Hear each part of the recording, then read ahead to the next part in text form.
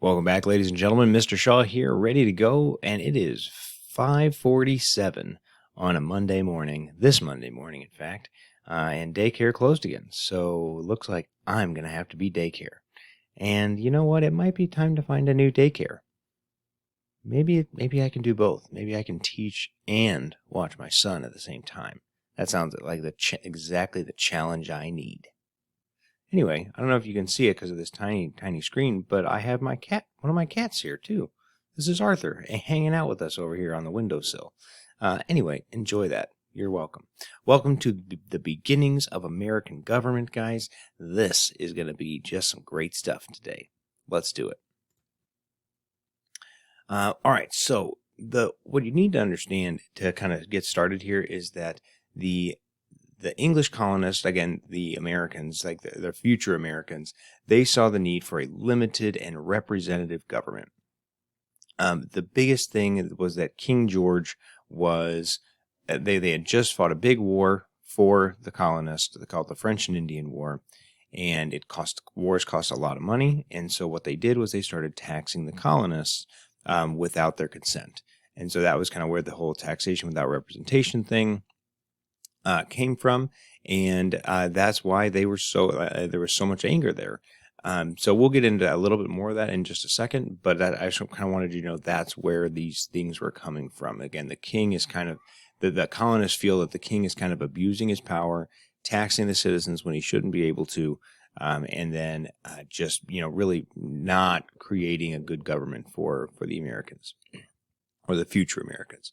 So again, we talked about limited government in the last video. Again, limited government is a government that is restricted in what it can do, and it can't take the rights of citizens without good reason. So again, we know a lot of those good reasons happen to be, if somebody commits a crime or something like that, like then you can take someone's life, liberty, or property.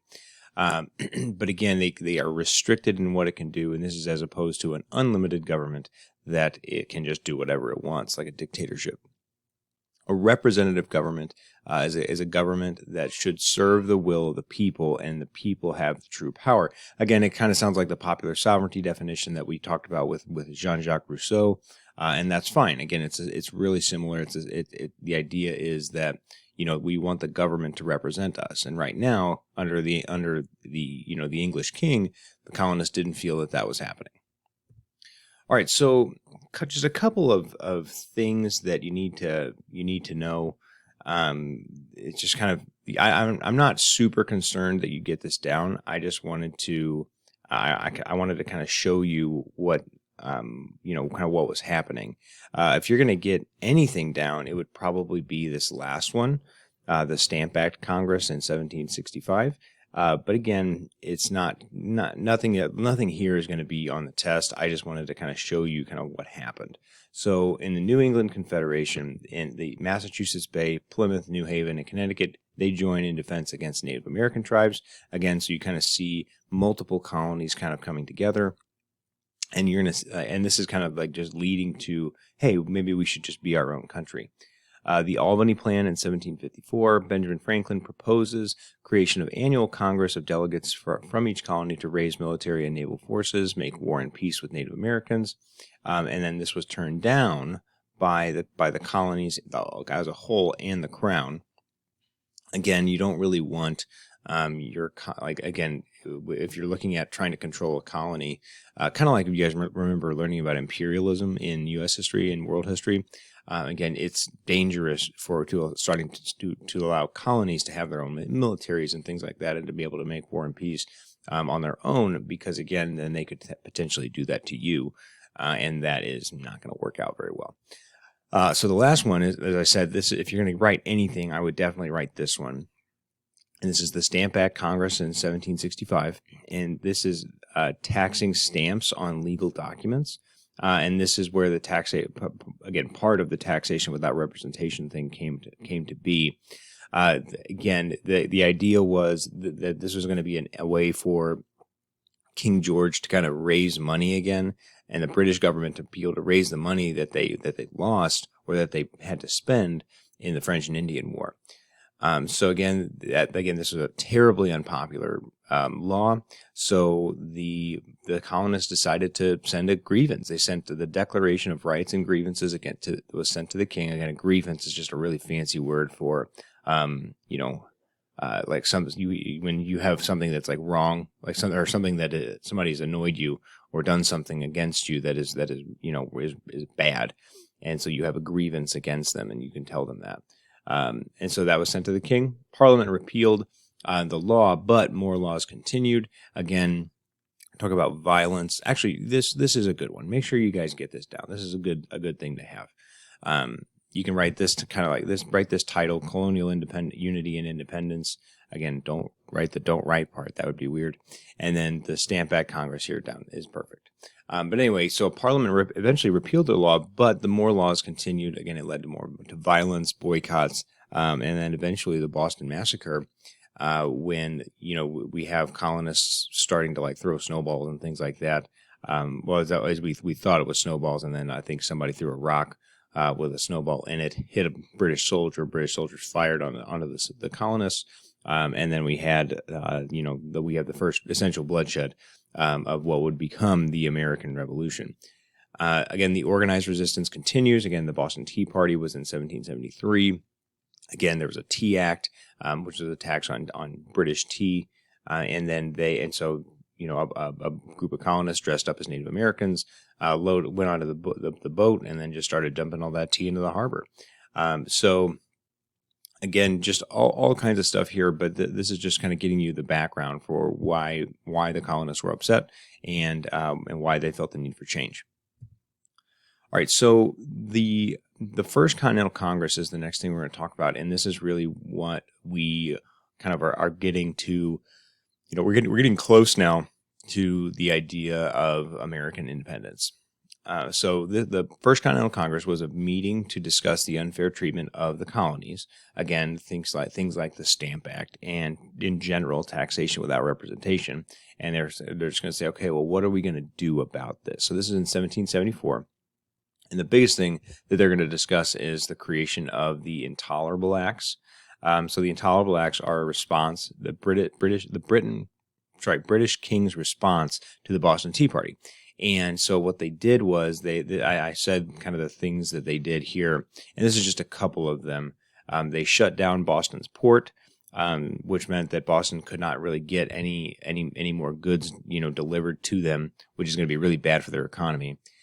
They forbade town meetings in Boston, and now trials for British soldiers can be now held outside of Massachusetts. So that's insane. Like, so when you think about that, like say that a British soldier killed somebody, and then because of the Intolerable Acts, they can now be tried back in Britain, where the trial by jury, or the jury of their peers is going to be British citizens, and they are probably not going to vote to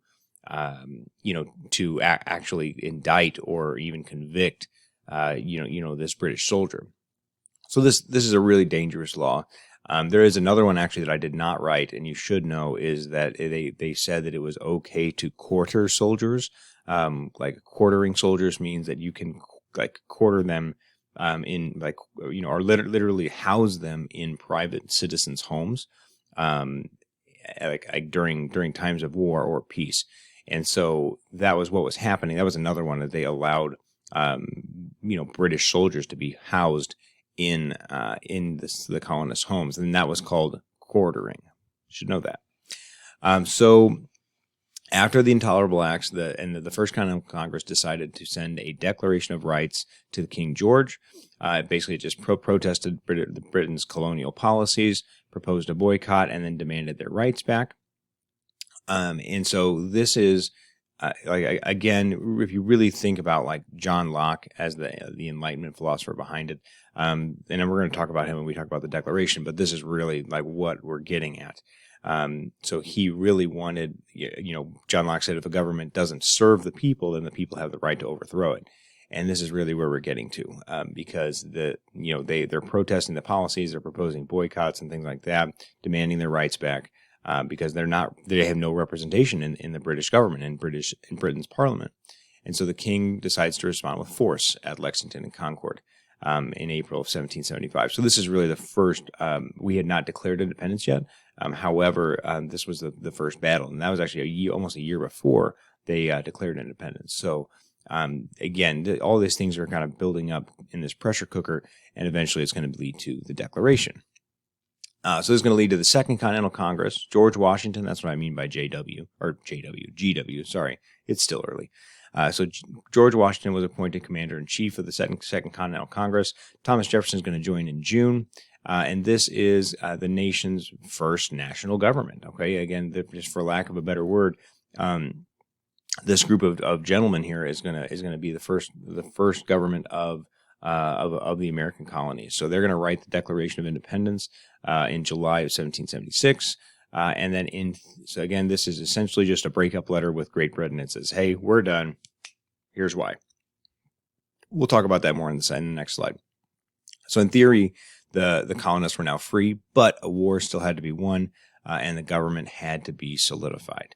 Okay, so this one is the famous painting of all the delegates signing the Declaration. Again, like here's Thomas Jefferson right here. And then, so this is a contemporary picture of all of the descendants, or a lot of the descendants of the main people there. So anyway, that's just a cool picture. I thought you guys would like that. And you see like a lot of the diversity that has kind of spawned from the original Americans.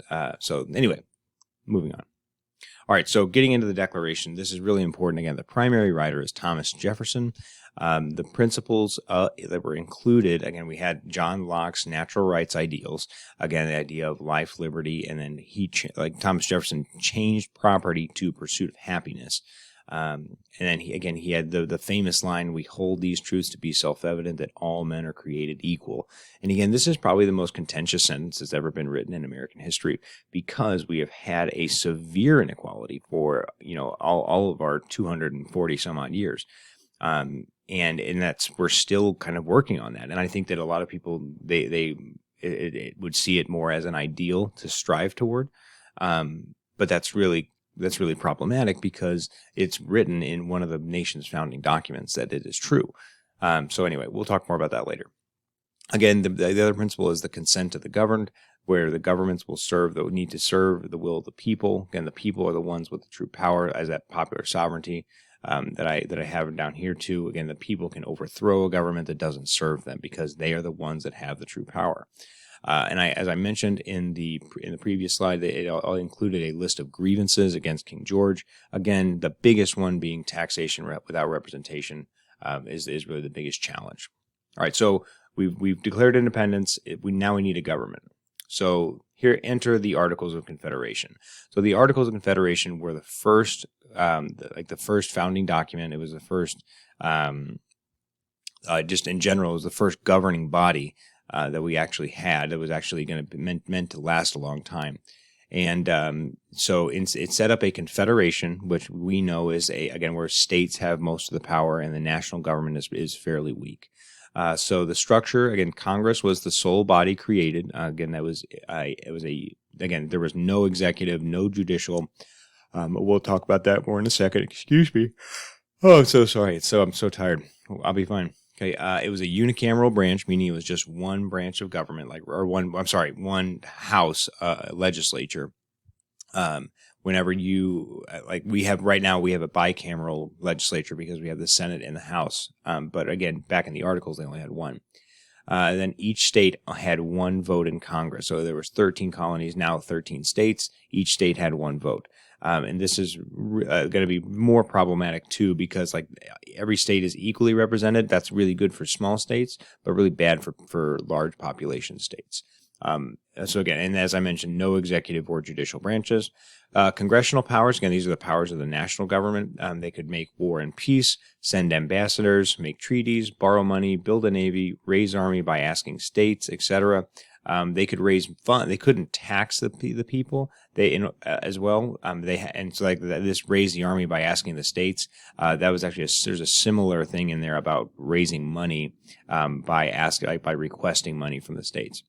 The state powers, they agreed to give funds and troops, give full faith and credit to public acts, records, and judicial proceedings. Full faith and credit basically means that like the laws in one state are going to apply in all states, or in every state. Like they'll recognize the laws in other states. That's actually not really going to happen very well under the Articles, but that will be better once we get to the Constitution. And again, they agreed to give funds and troops. Again, that's really not going to have. It's not efficient. It's not going to really work out very well in the end. But regardless, the everything else that was not listed under the Articles. For congressional powers, like things that I mentioned up here, the states are going to retain those powers. They retain powers not explicitly given to Congress, and there was a lot of them. Okay, again, Congress did not have the power to coin money, so states were just making all kinds of different money, and they were not. Again, it's just not very good for the blooming economy. All right, so again, I'm kind of getting ahead of myself because I wanted to talk about the weaknesses, and this is the last thing we're going to talk about today, and then we'll kind of get into how they fixed it in the next video. So here are the weaknesses of the Articles. Put a big star by this, guys. This is really important. Again, the first thing is Congress had no power to tax, as I mentioned. They had to raise money by literally asking for it from the states. Which again is just not efficient. Like again, any government needs money, and how they're going to get that is they need to have a reliable source of income in order to really provide for the people, because that is their job. They could not regulate trade among the states. Again, that's called commerce. We're going to see that fixed later under the Constitution, but again, they had no power to do that. Again, very bad for the economy, and again, it's going to lead to a lot of disputes between states. And again, the irony there is that if usually the thing that resolves disputes is a judicial branch, and we don't have one here. Sorry, let me finish this, and I'm going to just give you one last thing, and then we'll close out here. So again, the lack of power to make states obey the Articles of Confederation. Again, that is the job of the executive branch. An executive branch is the one that enforces the laws of Congress, and we don't have an executive branch. So the states are not compelled to follow the laws of the Articles. The Articles can only be changed when all 13 state legislatures agreed. Again, that is a unanimous vote. They needed all 13 states to agree to a change. And again, most states, I don't know if the last time you had 13 people in a room, since they all get one vote, it's impossible to get them all to agree on something like this. As I stated, there was no uniform currency. States all had their own versions of things. And then Shays' Rebellion is really interesting because it's a group of Revolutionary War veterans lost their homes because they were meant to get paid under the Articles, and the Congress couldn't raise the money to pay them, so they were losing their homes, but they were owed money from Congress, and so they just decided to rebel, and they rebelled because they were not paid by the federal government, and the Shays' Rebellion did a really good job of showing these weaknesses. It showed people that Congress needed the power to raise money. It needed the power to tax, and it needed the power to, again, they needed states' help to put down this rebellion, because they had to request troops. They can declare war or whatever, but they can't raise a federal military on their own. Okay, and this is super problematic. These are all of the weaknesses, but what I need you to understand is why they created such a weak government, and the reason is because they were so afraid of having this powerful government. Like we just came from a really powerful government, and so if we do that again, we are risking that creating a tyrannical government, creating a government that is going to take our rights again. And so rather than take that risk, they created a weak government. But the problem is that the government was too weak to protect their rights. So again, it ended up kind of happening anyway, that their rights kind of started to deteriorate anyway, but this time for the opposite reason. So anyway, guys, I'm all done. Thank you so much for hanging out with me so early. And I'm glad that I could at least be with you digitally today. If you need anything, let me know, guys. Otherwise, I'll catch you in the next one.